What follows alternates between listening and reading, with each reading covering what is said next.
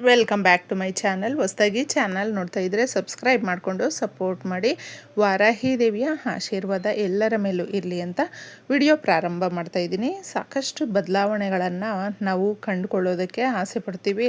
ಬದಲಾವಣೆಗಳು ನಾವು ಅಂದುಕೊಂಡಂಗೆ ಆಗದೇ ಇದ್ದಾಗ ತಪ್ಪದೆ ಸಿದ್ಧಶಾಸ್ತ್ರಗಳಲ್ಲಿ ತಿಳಿಸಿರುವಂಥ ಪರಿಹಾರಗಳು ಸಿದ್ಧಿ ಆದಾಗ ಈ ಕಾರ್ಯಗಳನ್ನು ಇದರಲ್ಲಿ ನಮಗೆ ತಿಳಿಸಿರುವಂಥದ್ದು. ಅಂದರೆ ನಮ್ಮ ಹಿರಿಯರು ಈ ರೀತಿಯ ಪರಿಹಾರಗಳನ್ನು ಅವರ ಜೀವನದಲ್ಲಿ ಬಂದಿರುವಂಥ ಕಷ್ಟಗಳನ್ನು ಪರಿಹಾರ ಮುಖಾಂತರ ಮಾಡಿಕೊಂಡು ತುಂಬ ಒಳ್ಳೆ ಫಲವನ್ನು ಕಂಡುಕೊಂಡು ಇವುಗಳನ್ನು ತಿಳಿಸಿರುವಂಥದ್ದು ಸ್ನೇಹಿತರೆ. ಸಿದ್ಧಿಯಾಗುತ್ತೆ ಈ ಪರಿಹಾರಗಳನ್ನು ನಾವು ಮಾಡಿಕೊಂಡಾಗ.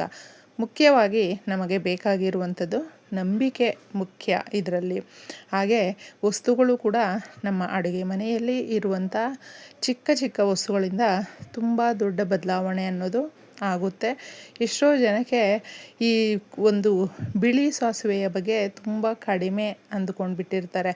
ಬಿಳಿ ಸಾಸಿವೆ ಅನ್ನುವಂಥದ್ದು ಎಷ್ಟು ದೊಡ್ಡ ಸಮಸ್ಯೆಗಳನ್ನು ಕೂಡ ಒಂದೇ ನಿಮಿಷದಲ್ಲಿ ಮಾಯ ಮಾಡುತ್ತೆ, ಕಷ್ಟಗಳನ್ನು ಪರಿಹಾರ ಮಾಡುತ್ತೆ. ಯಾಕಂದರೆ ನಮಗೆ ಯಾರಾದರೂ ನಮ್ಮ ವಿಚಾರವಾಗಿ ನಾವು ಬೆಳವಣಿಗೆ ನಮ್ಮ ಮನೆಯಲ್ಲಿ ಆಗಬಾರ್ದು, ನಮ್ಮ ಕರಿಯರ್ ಲೈಫ್ ಆಗಬಾರ್ದು ಅನ್ನುವಂಥ ಅಸೂಯೆ ಪಟ್ಕೊಂಡಿದ್ದರೆ ಆಗ ಯಾವುದೇ ಕೆಲಸವೂ ಕೂಡ ಫಲವನ್ನು ಕೊಡೋದಿಲ್ಲ.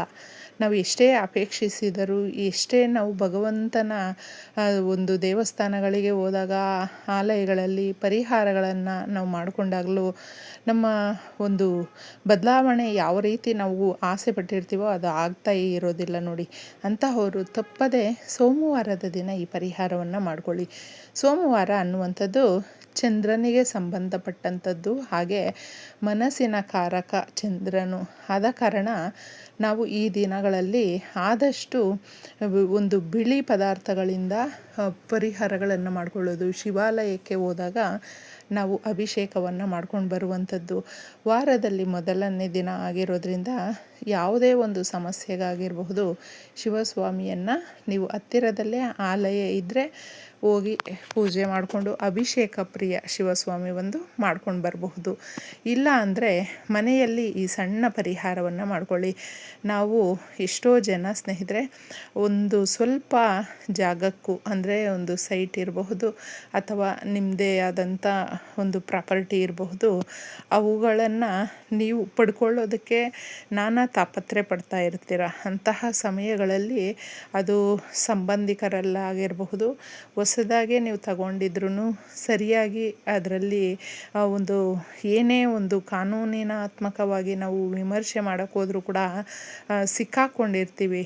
ಅಂದರೆ ಗೊತ್ತಿಲ್ಲದೆ ನಾವು ತಗೊಂಡ್ಬಿಟ್ಟಿದ್ದೀವಿ. ಈಗ ಇನ್ನಷ್ಟು ದುಡ್ಡು ಕೇಳ್ತಾ ಇದ್ದಾರೆ, ವಿವಾದಗಳಾಗ್ತಾ ಇದೆ, ಕೋರ್ಟು ಕೇಸು ಕಚೇರಿ ಅಂತ ಅಲೀತಾ ಇದ್ದೀವಿ ಈ ಜಮೀನಿನ ವಿಚಾರಗಳಿಗೆ.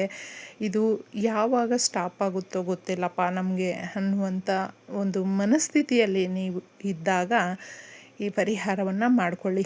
ಎಷ್ಟೋ ಜನ ಕೆಲಸ ಹುಡುಕಿ ಸಾಕಾಗಿ ಎಲ್ಲೂ ಕೂಡ ನಮ್ಮ ವಿದ್ಯಾಭ್ಯಾಸಕ್ಕನುಗುಣವಾಗಿ ನಮ್ಮ ಕಷ್ಟಗಳು ಈ ರೀತಿ ಇದೆ, ಏನು ಸಹಾಯ ಯಾರನ್ನ ಕೇಳಿದ್ರೂ ಬರ್ತಾ ಇಲ್ಲ, ಹೇಗೆ ನಮ್ಮ ಜೀವನ ಒಂಥರ ಅತಂತ್ರದ ಜೀವನ ಆಗಿಬಿಟ್ಟಿದೆ ಅನ್ನುವಂಥವರು ನಿರಾಳವಾಗಿ ಈ ಸಣ್ಣ ಪರಿಹಾರವನ್ನು ಮಾಡಿಕೊಂಡ್ರೆ ತುಂಬ ದೊಡ್ಡ ಪರಿವರ್ತನೆ ಇರುತ್ತೆ ಸ್ನೇಹಿತರೆ.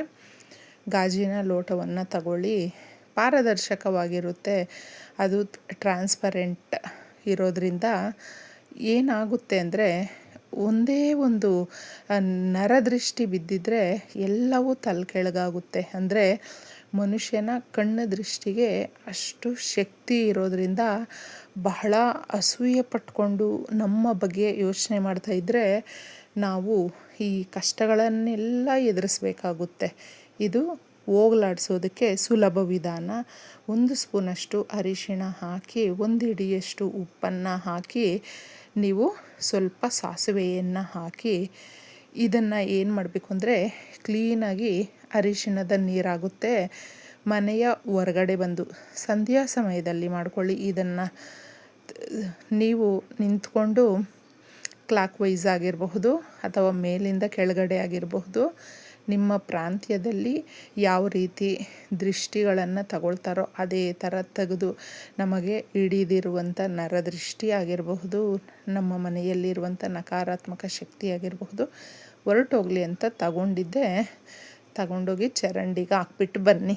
ಇನ್ನು ಮುಖ್ಯವಾಗಿ ಮತ್ತೊಂದು ಪರಿಹಾರ, ಇದನ್ನು ನೀವು ಮಲಗುವ ಜಾಗದಲ್ಲಿ ಇಟ್ಕೊಳ್ಬೇಕು ಸ್ನೇಹಿತರೆ.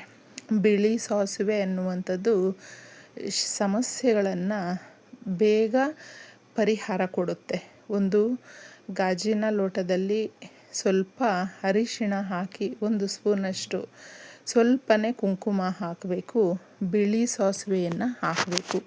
ಬಿಳಿ ಸಾಸಿವೆ ಯಾವಾಗಲೂ ಅಷ್ಟೇ, ಯಾರಿಗಾದರೂ ಈ ಒಂದು ಕೋರ್ಟು ಕೇಸಿಗೆ ಅಲಿತಾ ಇದ್ದರು ಅವರು ಕೂಡ ಬಿಳಿ ಸಾಸಿವೆಯನ್ನು ತಗೊಂಡು ದೃಷ್ಟಿ ಮಾಡಿ ಬಿಸಾಕೋದ್ರಿಂದ ಅದೆಲ್ಲವೂ ಹೊರಟೋಗುತ್ತೆ. ಅಷ್ಟು ಶಕ್ತಿದಾಯಕವಾಗಿ ಕೂಡಿರೋದ್ರಿಂದ ಇದನ್ನು ಮುಖ್ಯವಾಗಿ 1 ಹಿಡಿಯಷ್ಟು ನೀವು ಕಲ್ಲುಪ್ಪನ್ನು ಇದ್ರೊಳಗಡೆ ಹಾಕಬೇಕು. ಹಾಕಿ ರಾತ್ರಿ ಮಾಡಿಕೊಳ್ಬೇಕು. ಈ ಪರಿಹಾರಗಳನ್ನು ಮಾಡಿಕೊಳ್ಳುವಾಗ ಮುಖ್ಯವಾಗಿ ನಾವು ಯಾರ ಹತ್ರ ಕೂಡ ಶೇರ್ ಮಾಡ್ಕೊಳ್ಬಾರ್ದು. ಏಕೆಂದರೆ ನಮ್ಮವರು ಅಂತ ನಾವು ಅಂದ್ಕೊಂಡಿರ್ತೀವಿ ನೋಡಿ, ಅವ್ರುಗಳೇ ನಮ್ಮ ಶತ್ರುಗಳಾಗಿರ್ತಾರೆ. ನಮ್ಮ ಒಂದು ಮನೆಯಲ್ಲಿ ಏನೇ ನಡೀತಾ ಇದ್ದರೂ ನಮಗಿಷ್ಟು ಸ್ಯಾಲ್ರಿ ಬರ್ತಾಯಿದೆ, ನಾವು ಇದನ್ನು ತಗೊಂಡಿದ್ದೀವಿ, ಹೀಗೆ ನಮ್ಮ ಜೀವನ ನಡೀತಾ ಇದೆ ಅನ್ನುವಂಥ ಎಷ್ಟೋ ಗುಟ್ಟುಗಳನ್ನು ಹೇಳ್ಕೊಳ್ಳೋದಕ್ಕೆ ಹೋಗಬೇಡಿ. ಇದು ಎಲ್ಲವೂ ಕೂಡ ಅಸೂಯೆ ತರಿಸುವಂಥದ್ದಾಗಿರುತ್ತೆ. ಆಗ ಎಲ್ಲ ಕೂಡ ತಲೆ ಕೆಳಗಾಗುತ್ತೆ. ಆಗ ನಾವು ದುಡಿಯೋದು ಸ್ಟಾಪ್ ಆಗುತ್ತೆ. ಗಂಡ ಹೆಂಡತಿ ಜಗಳ ತುಂಬ ಆಗುತ್ತೆ. ನರದೃಷ್ಟಿ ಬಿದ್ದಿರೋದ್ರಿಂದ ಮನೆಯಲ್ಲಿ ನೆಮ್ಮದಿ ಅನ್ನೋದು ಇರೋದಿಲ್ಲ. ಮಕ್ಕಳು, ಸಂಸಾರ ಎಲ್ಲವೂ ಕೂಡ ಒಂದು ರೀತಿಯಲ್ಲಿ ದಿಕ್ಕಾಪಾಲಾಗಿಬಿಡುತ್ತೆ, ಚೆನ್ನಾಗಿರೋದಿಲ್ಲ.